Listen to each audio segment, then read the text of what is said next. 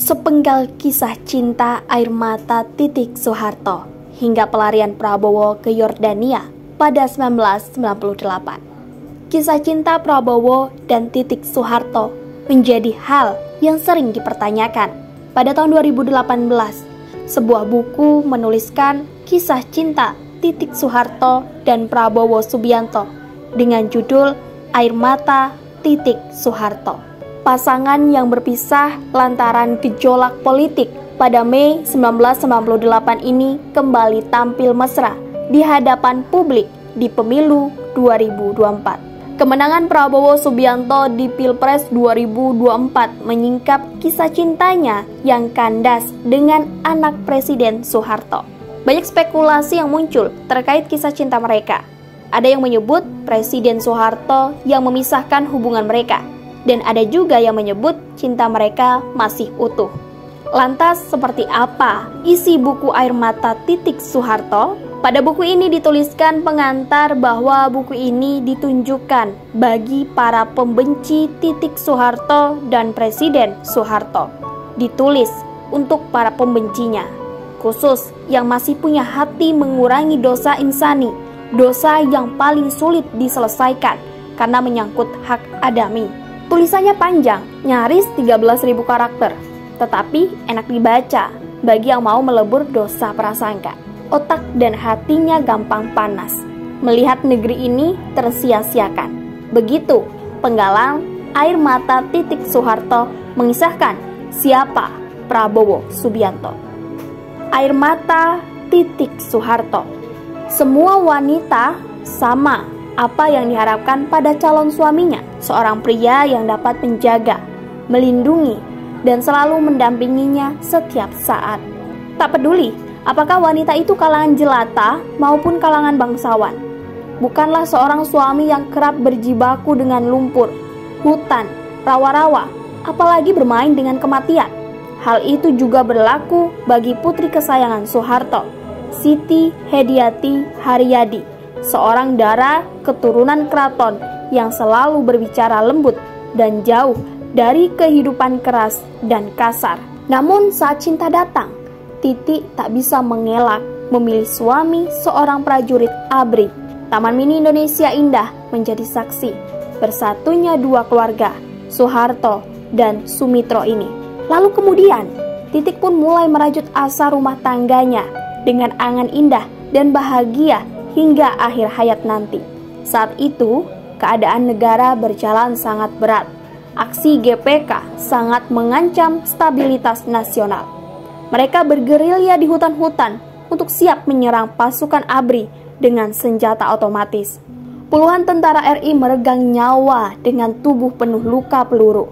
Pemerintah tak bisa tinggal diam. Banyak pasukan keamanan RI yang telah mereka bunuh. Prajurit ABRI pun diterjunkan untuk mempertahankan teritorial tumpah darah Ibu Pertiwi. Namun sayangnya, Presiden Soeharto tak tebang pilih saat mengirim prajurit untuk berperang. Bahkan, suami dari putri kesayangannya yang belum menghabiskan masa bulan madu pun turut diterjunkan ke medan tempur. Sebagai seorang prajurit, Prabowo selalu siap saat ditugaskan mengabdi pada negara. Namun, tidak dengan Titik, meski akhirnya harus pasrah dengan keadaan. Saat Prabowo angkat tas, tinggalkan istri yang baru saja ia nikahi untuk bertempur, Titik menangis. Tak menyangka ayahnya begitu tega melepas menantunya mengadu nyawa di medan pertempuran yang penuh hujan peluru, yang kapan-kapan saja siap mengenai tubuhnya. Kenapa bukan yang lain saja? Itu yang ada di benak Titik. Seorang prajurit ABRI siapapun, dia harus siap membela negara, siap hidup di alam liar, siap mengadu jiwa, dan siap pulang hanya tinggal nama. Demikian pesan yang sering didengar Titik dari ayah kandungnya. Titik sangat mengerti hal itu, namun air mata tetap mengalir meski tak dapat mengubah keputusan ayahnya dan tak dapat mengubah tekad baja Prabowo dan tak dapat mengubah apapun. Beratus malam Putri Soeharto tidur dalam kesendirian dan selalu dihantui perasaan penuh khawatir yang mendalam. Meski berada di kamar indah putri seorang raja, namun batinnya tak pernah terasa nyaman. karena bulir-bulir air mata Titik kembali meleleh dan membasahi bantal dan guling. Malam-malamnya ia lalui di atas pembaringan yang empuk, gizi makanan yang terjamin, pakaian yang elok. Sementara yang ada di pikirannya adalah apa yang sedang terjadi pada suaminya di luar sana. Apakah ia terluka? Ataukah baik-baik saja? Apakah masih hidup? Atau sudah? Tak ada makanan yang terasa enak di lidah, tak ada pemandangan yang terlihat indah di mata, tak ada hiburan yang membuat senang hati. Yang ada di pikirannya saat itu hanyalah Prabowo, suaminya. Di tengah malam pekat gulita, Titik sulit memejamkan mata. Pikirannya melayang jauh entah kemana. Sementara di tempat yang jauh, Prabowo bergulat dengan dinginnya cuaca malam. Perihnya perut karena lapar. Dengan kondisinya letih dan sangat lelah, harus tidur di atas rerumputan dan bahkan tanah lumpur alam terbuka. Tak ada yang bisa dilakukan Titik kala itu selain hanya merintih di dalam doa dan memasrahkan suaminya kepada Allah Subhanahu wa Ta'ala. Sebagai seorang wanita, Titik merasa ia telah diperlakukan tidak adil oleh ayahnya. Lebih dari itu, Titik bahkan merasa ia sedang tidak diperlakukan adil oleh negaranya. Kenapa rumah tangganya yang harus dikorbankan untuk bangsa? Kenapa kebahagiaannya yang harus digadaikan untuk negara? Tidak bisakah seorang Soeharto menukar Prabowo dengan prajurit lain?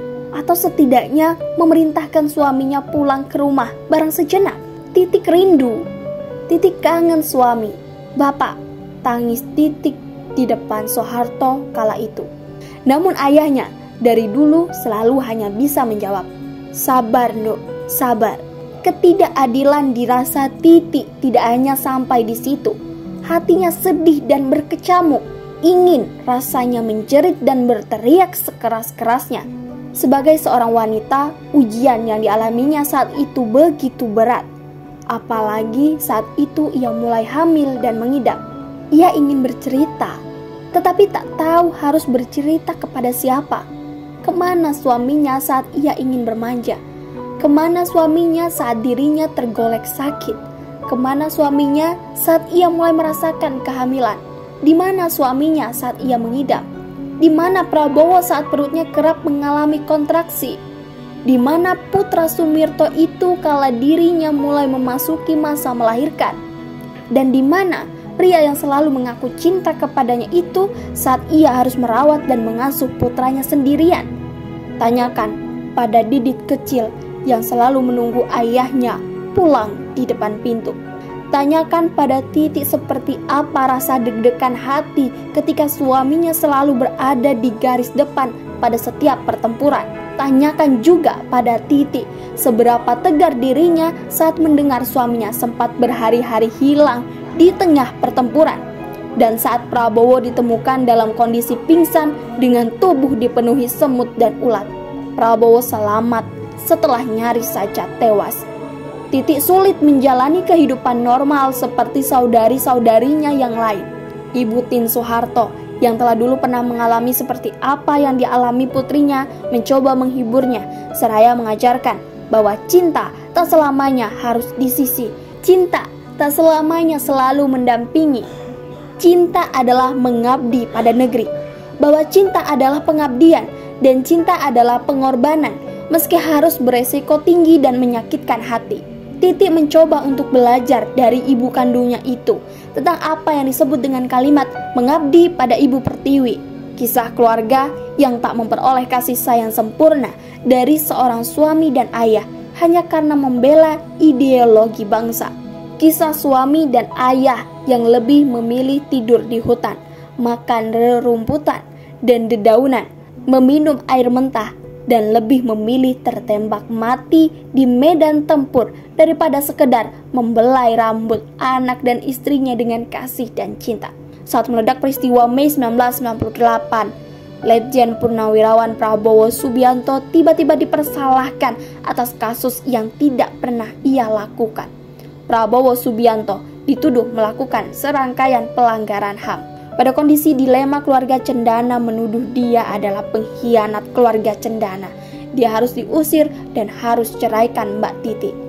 Sebagai wanita, tak ada yang bisa dilakukan Titi pada masa itu selain kembali harus menumpahkan air mata. Putri Soeharto ini tak berhenti menangis.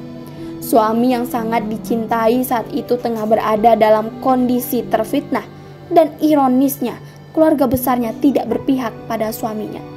Download Tribun X sekarang, menghadirkan lokal menjadi Indonesia.